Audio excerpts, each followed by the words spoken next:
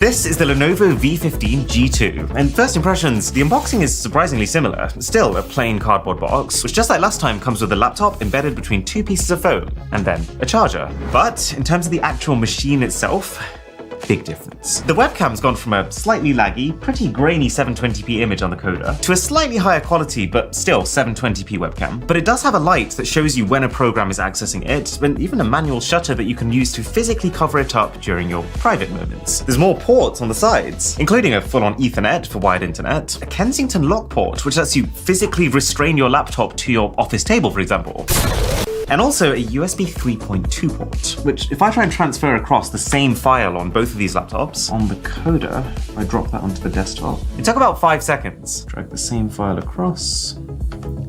That just happened instantly. There was no loading bar. I guess it makes sense. Theoretically, USB 3.2 is 10 times faster than USB 2.0. I like this trackpad. It's made of a noticeably smoother material, and if you listen to the click sounds that the coder makes compared to this, the Lenovo does feel more refined and put together.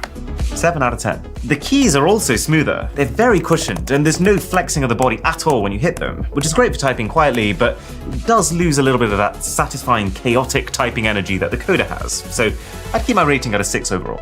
Oh, we haven't talked about speakers yet. Both laptops have bottom-firing speakers, which does sound like a strange idea, but it's actually done with a lot of mid-price machines like this to try and bounce the sound into your face, as opposed to just blindly shooting up into the ceiling. But the sound quality is way up. This is the $70 coder.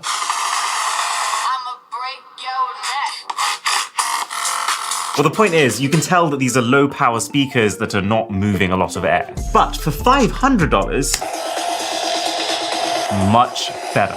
It lacks a little bit of sharpness, but it's good enough. The screen's gone from an 11.6 inch to a 15.6 inch, which is about 2 times the area, although I would say the contrast is slightly worse. And the viewing angles kinda suck, because this is a TN panel, which is the most basic form of modern LCD. But where I am noticing the biggest improvement with this $500 laptop is the performance. Everything takes so long to happen on the coder. Even pulling up the Bing homepage is a big ask, although it might just not want to, I can see why. But everything here is happening many times faster, fast enough that it doesn't feel like a burden. And that's because, for starters, the storage has gone up from 64 gigabytes of simple flash memory to 256 gigabytes of fast M.2 SSD. There's a better Wi-Fi chip and better antenna, which is making such a difference that we're stuck at 40 megabits per second here, but we're at 200 on the Lenovo, even though we're the same distance from the same network. It's the benefit of being compatible with Wi-Fi 6, which this one isn't.